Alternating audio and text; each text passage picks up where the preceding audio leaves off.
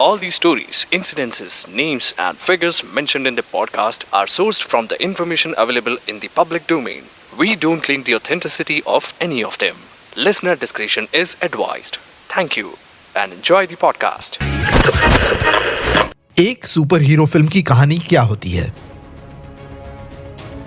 एक नॉर्मल सा इंसान होता है, उसको सुपर पावर्स मिलते हैं, उसकी लाइफ में उतार चढ़ाव आते हैं, वो उन सब सेटबैक्स को, उन प्रॉब्लम्स को फाइट बैक करता है और एंड में विजयी बन के निकलता है। कुछ ऐसी ही होती है ना स्टोरी सुपर हीरो कैरेक्टर्स की। आयरन मैन ले लो, स्पाइडरमैन ले लो, Thor, captain America, Hulk. By the way, ये सारे सुपर हीरोज की कहानी तो सेम है, पर एक और चीज कॉमन है इन सब नामों में। मैंने ये जो सारे नाम लिए हैं सुपर हीरोज के, ये सारे superheroes belong to one brand. और इन सुपर हीरोज की कहानियों की तरह ही ये सुपर हीरोज को ओन करने वाली ब्रांड की भी ऑलमोस्ट सेम कहानी है। तो आज ब्रांड टेल्स में एक ऐसी कहानी ऑफ अ ब्रांड जिसने हाइज देखे, लोज देखे, और एक सुपर हीरो की ही तरह it rose and it fought back, not with superpowers, but with a vision, strategy, and a little bit of madness. This isn't just a story of a brand. This is the greatest origin story. A tale of betrayals, billion-dollar gambles, last-minute comebacks, and one masterstroke move that turned a comic book company into a global pop culture empire. This is the brand tale of one of the biggest superhero movie franchise. This is the story of Marvel. Radio City Brand Tales. साल था 1939। America में timely publications नाम की एक company थी जिसने Marvel नाम की एक कॉमिक बुक रिलीज की। मार्वल नंबर 1 में हमें देखने मिला एक ह्यूमन टॉर्च नाम का कैरेक्टर और साथ ही नमोर द सबमरीनर। ये वो टाइम था जब सेकेंड वर्ल्ड वॉर धीरे धीरे पूरी दुनिया में अपने पैर फैला रहा था। माइंड यू, अमेरिका अभी भी इस विश्व युद्ध से काफी दूर था। साल 1940 में टाइमली पब्लिकेशंस के जो सिमन एंड जैक कर्बी ने एक नया सुपर हीरो इंट्रोड्यूस किया। ये सुपर हीरो थोड़ा सा कंट्रोवर्शियल बना क्योंकि इस सुपर हीरो के पहले अपीयरेंस में जो उस कॉमिक बुक का कवर पेज था, उसमें यह सुपर हीरो जर्मनी के अडोल्फ हिटलर को पंच करते दिखाया गया था। यह सुपर हीरो था कैप्टन अमेरिका। कैप्टन अमेरिका काफी पॉपुलर हुआ और उसने मार्वल को एक अलग पहचान दी। ऑफ कोर्स उस टाइम के हालात विच वाज वर्ल्ड वॉर 2 ने काफी मदद की, पर जैसे जैसे वर्ल्ड वॉर 2 खत्म होने लगा, लोगों की कॉमिक बुक्स में से दिलचस्पी थोड़ी सी कम होने लगी, जिसका सीधा असर पड़ने लगा मार्वल को। मार्वल कॉमिक्स की सेल डिप होने लगी और लोगों ने यह मान लिया कि कॉमिक बुक्स का ट्रेंड और मार्वल दोनों will be out of the business soon. पर साल 1961 में दो विजनरीज ने मार्वल को ज्वाइन किया। ये वो दो लोग थे जो आज भी माने जाते हैं the reason for what Marvel is today. ये दो लोग थे Stan Lee and artist Jack Kirby. Stan Lee और जैक कर्बी के साथ मार्वल लेकर आया the Fantastic Four. The Fantastic Four ने मार्वल की काया पलट दी। फैंटास्टिक फोर ने ना सिर्फ मार्वल की फाइनेंशियली हालत बदली, पर सुपर हीरोज को देखने के नजरिए में भी एक बदलाव लाया। फॉर द फर्स्ट टाइम हमारे सामने ऐसे सुपर हीरोज आए जो हम इंसानों जैसे थे। उनमें शॉर्टकमिंग्स थे, उनमें नेगेटिविटीज थी, उनमें हम इंसानों जैसी कमजोरियां और ऐप भी थे। द फैंटास्टिक फोर रातों रात एक मेजर हिट हो गए और यही फैंटास्टिक फोर ने आगे चलकर जन्म दिया और सुपर हीरो कंसेप्ट्स को, जैसे कि Spider-Man, Iron Man, Thor, Hulk, X-Men और ब्लैक पैंथर।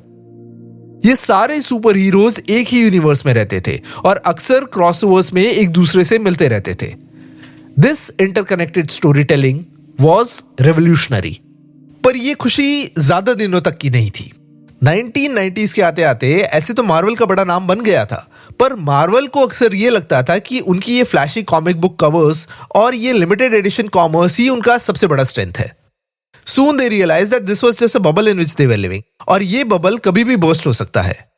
इन फ्लैशी कॉमिक बुक्स के कलेक्टर को जल्दी पता चल गया था कि these comic books are really not rare और valuable. The market just collapsed.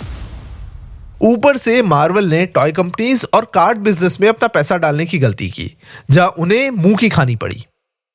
अच्छा, मार्वल के अंदर ही एक पावर स्ट्रगल चल रहा था between Ron Perelman and Carl Icahn, which made the matters worse. साल 1996 के आते आते मार्वल की इतनी बुरी हालत हो गई थी कि दे फाइल्ड फॉर बैंक्रप्सी। इस फाइनेंशियल क्राइसिस से निकलने के लिए मार्वल ने अपने सुपर हीरोज की मूवी बनाने के rights, that is the rights of Spider-Man, Sony को, हल्क के राइट्स यूनिवर्सल स्टूडियोज को and the rights of X-Men and Fantastic Four Fox को बेच दिए।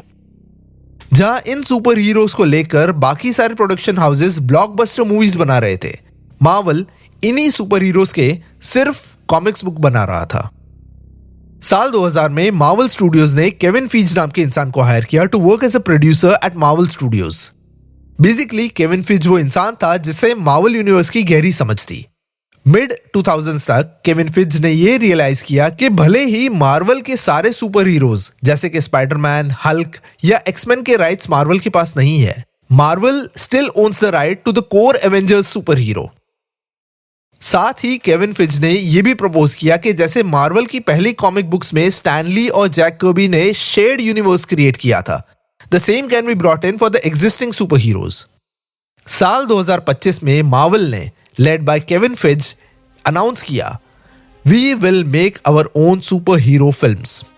This was a gamble of a lifetime, क्योंकि अगर यह डिसीजन फेल जाता तो मार्वल पूरी तरह से बंद हो जाता। मार्वल ने सोचा कि भले ही हमारे पास स्पाइडरमैन या एक्समैन नहीं है, हम एक second tier hero Iron Man को लेकर फिल्म बनाएंगे। Marvel casted Robert Downey Junior, एक नॉट सो पॉपुलर एक्टर था एट दैट टाइम, जिसे 3 साल की जेल भी हुई थी। कोई भी प्रोडक्शन हाउस इस मूवी को फाइनेंस करने के लिए तैयार नहीं हो रहा था, इसलिए मार्वल ने अपने 10 super heroes including super heroes like Thor and captain America को गिरवी रखकर मेरिल लिंच से $525 मिलियन रेज किए। $525 मिलियन कोई छोटी अमाउंट नहीं थी। अगर आयरन मैन की फिल्म नहीं चलती तो ये $525 मिलियन बहुत ही महंगे पड़ते, but thankfully it worked. Iron Man made $585 million, became a pop culture phenomena, and birthed the Marvel Cinematic Universe, जिसे हम MCU कहते हैं। फिर आया केविन फिज का मास्टर प्लान। मार्वल लेकर आया एक multiphase interconnected Marvel cinematic universe, जहां थे character crossovers, post credit scenes और हर फिल्म अपने आगे आने वाली फिल्म से कनेक्टेड थी। साल 2009 में डिज्नी ने मार्वल को $4 बिलियन में खरीद लिया, पर मार्वल को पूरी आजादी दी थी कि अपने हिसाब से ऑपरेट करे। 2012 की Avengers was the first ensemble super hero movie grossing $1.5 billion. Black panther ने कल्चरल ग्राउंड्स तोड़े और एवेंजर्स एंड गेम एक टाइम की हाईएस्ट ग्रॉसिंग फिल्म बनी विद $2.8 बिलियन की अर्निंग के साथ। पर फिर से मार्वल को एक डिप देखने मिला। उस सुपर हीरो ने जिसने मार्वल की काया पलट की थी, आयरन मैन, एंड गेम में मर गया था। नए सुपर हीरोज को वो सेम रिस्पॉन्स नहीं मिल रहा था, और तो और कई सारे नए नए सुपर हीरोज और नए नए शोज एक बर्नआउट इफेक्ट लेकर आए। Add to that inconsistent writing, average VFXs, and Marvel's once invincible cinematic universe started showing cracks. Marvel के सामने फिर वही समस्या खड़ी हुई थी, और मार्वल की फिल्म्स की ही तरह वो ढूंढ रहे थे एक ऐसा सुपर हीरो जो उन्हें इस मेस से बाहर निकाले। इस बार मार्वल ने लॉन्च किया अपना सेकेंड मास्टर प्लान। सबसे पहले वो लेकर आए crowd favourite Deadpool and Wolverine को, साथ ही एक्समैन पे काम करना शुरू कर दिया। अपने ओजी डायरेक्टर्स द रूसो ब्रदर्स को फिर से वो लेकर आए। कहा जाता है कि Marvel is coming back to the original Marvel, अपने सुनहरे दिन वापस लाने की कोशिश में है। देखा जाए तो the journey of Marvel reminds us, no hero is too small, No comeback is too late. All it takes is the courage to assemble. Radio City. Brand Tales.